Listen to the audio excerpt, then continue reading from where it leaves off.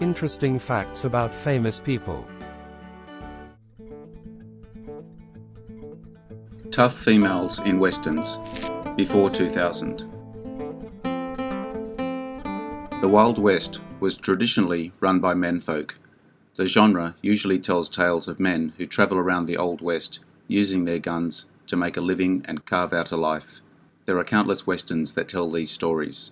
Today, we will take a look at tough women who have stood up for themselves and held their own, claiming their own place in the western genre. If you enjoy this video, hit the notification button to get my new videos. If you want to check out my many other videos, head over to my channel.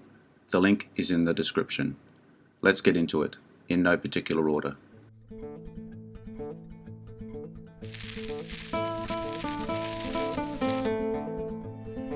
The Furies, 1950.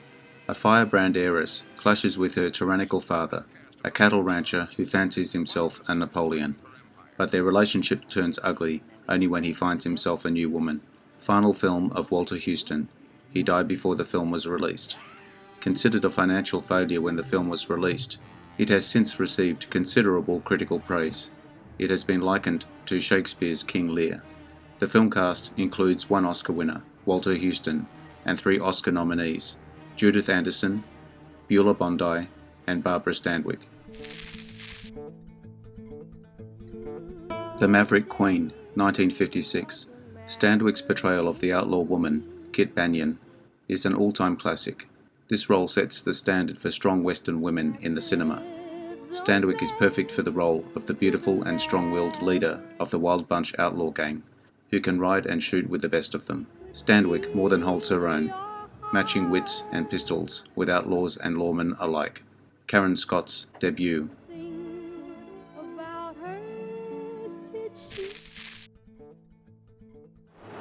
Johnny Guitar, 1954. After helping a wounded gang member, a strong-willed female saloon owner is wrongly suspected of murder and bank robbery by a lynch mob.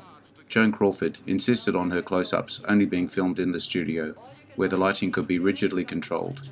No close-ups of her were shot while on location. Crawford, who had bought the rights to the novel and sold it to Republic Pictures with the provision that she would star, initially wanted Claire Trevor to play the part of Emma, and was jealous of the younger, competitive Mercedes McCambridge. War Paint, 1953. An Indian and his beautiful sister attack a cavalry patrol trying to deliver a peace treaty to their chief. Joan Taylor, whose pedigree was reported 1/8 native North American, here plays the second of her 4 Indian maiden roles, being cast previously in The Savage, 1952, and subsequently in Rosemarie, 1954, and Apache Woman, 1955.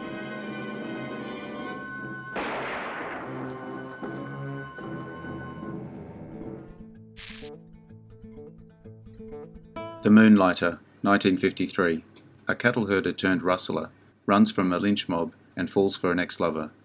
Reportedly, Barbara Stanwyck did her own stunts during the waterfall scene. Despite becoming black and blue, never held up the production. According to a contemporary article, Alan Ladd and Kirk Douglas were being considered for the male lead in this film.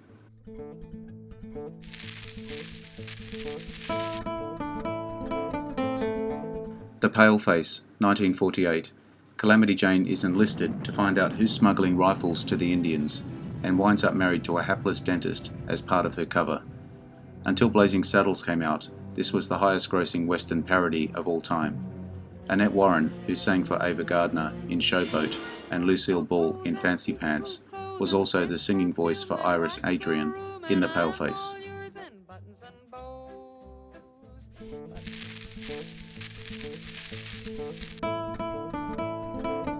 The Bounty Hunter, 1954.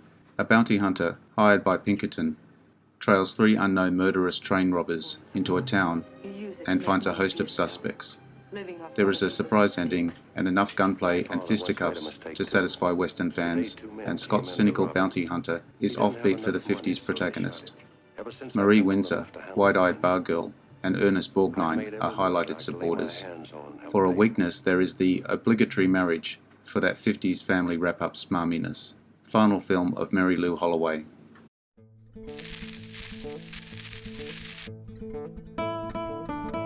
Along Came Jones, 1945. Riding into Painesville, easygoing cowboy Melody Jones is mistaken by townsfolk for notorious gunman Monty Jarrett. The real Jared is hiding out wounded on the ranch of childhood sweetheart Cherry. She has the idea of sending Jones off to lead away the pursuing posse, but once he's met Cherry, Jones has other plans. Loretta Young was pregnant with her son Christopher Lewis during shooting, and was told by her doctor to take it easy because of all the horseback riding she had to do.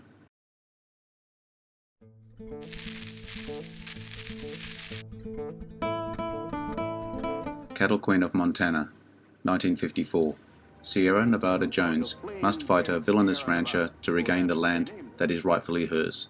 In Back to the Future, 1985, when Marty McFly, Michael J. Fox, first entered Hill Valley on November 5, 1955, this film is playing at the Essex Theatre. This is one of 4 westerns in which Barbara Stanwyck was involved, playing a strong woman leading men, dressed like a man. The others are The Maverick Queen, The Furies, and 40 Guns. On January 14, 1989, Ronald Reagan and Nancy Reagan watched the film at Camp David. It was the last film that Reagan watched before the end of his presidency, 6 days later.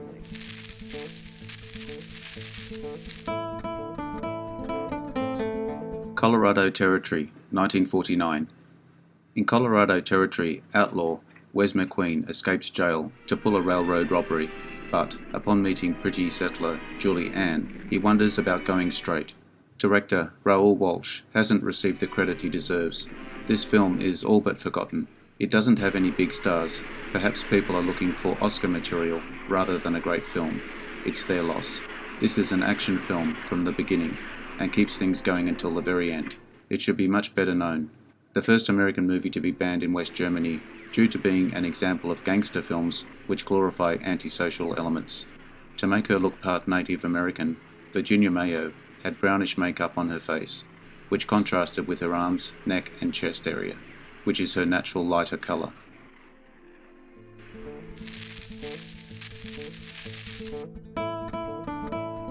Belle Starr, 1941. At the end of the Civil War, an embittered Southern belle joins forces with a Confederate guerrilla leader to raid Union towns. Alice Faye was the first choice to play the title role. Gene Tierney was a last-minute replacement for Barbara Stanwyck, who became unavailable shortly before filming began. When Sam and Belle Starr are shown firing at Union troops from the rocks, they are using trapdoor Springfield rifles, which conform to the period in which the movie is set. I guess you'll catch on.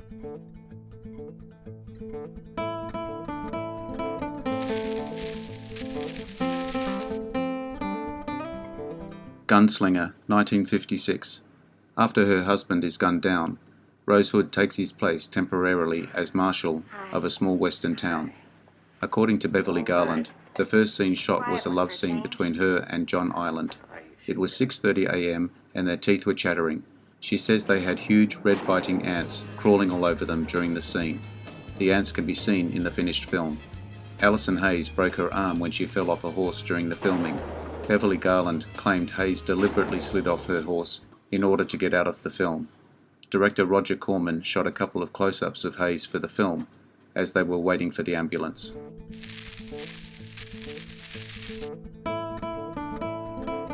Dakota Lil, 1950. Female outlaw helps lawman trap railroad bandits.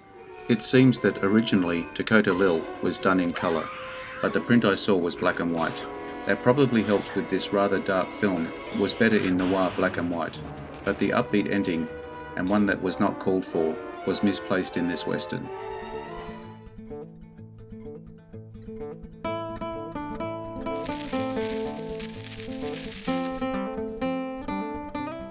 Annie Oakley, 1935, a romanticised biography of the famous sharpshooter, released less than 10 years after the death of the real Annie Oakley.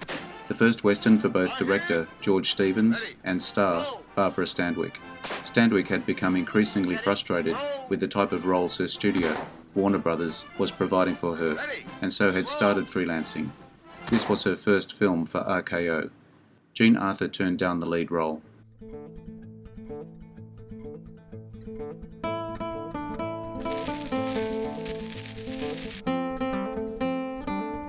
Woman they almost lynched, 1953. Laying on the Missouri-Arkansas border, the neutral border city, its female mayor and city council take no side in the ongoing civil war, and they prepare to hang any troublemaker, Yankee or Confederate, who stirs the townsfolk up. Tagline: Kate Quantrill, rode like a man, killed like a man, and loved like a beautiful woman she is.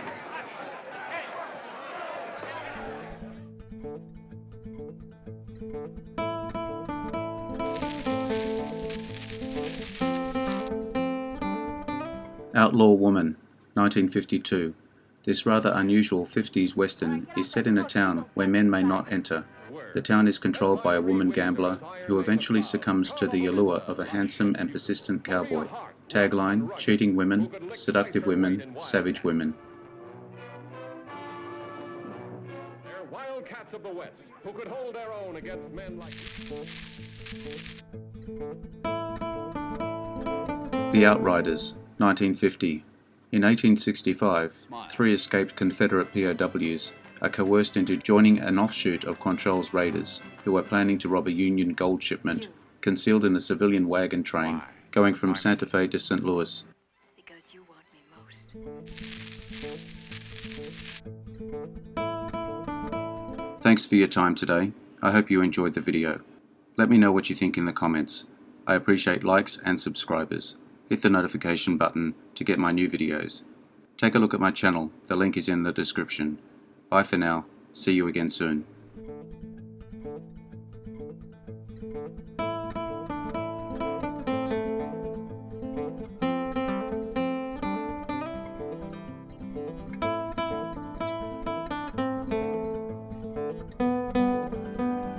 Interesting facts about famous people.